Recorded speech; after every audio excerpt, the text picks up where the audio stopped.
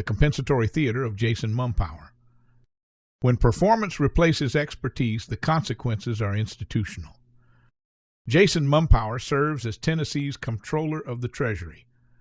But unlike every predecessor who held this office, professionals armed with CPA credentials, law degrees from Stanford and Vanderbilt, and decades of financial management experience, Mumpower brings none of that to the table.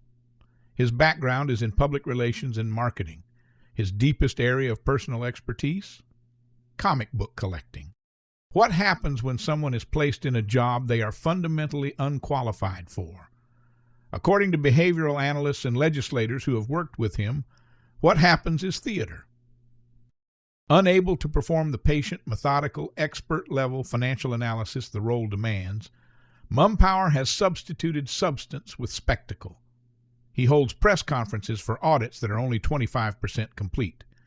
He personally appears before commissions not to report findings, but to publicly shame officials.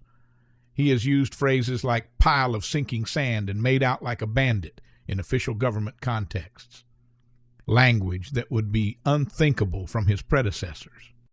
Legislators and affected parties have consistently described his approach as aggressive, unprofessional, and inappropriate.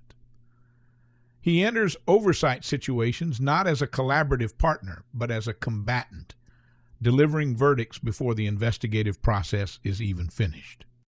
Perhaps most troubling is a pattern of selective targeting.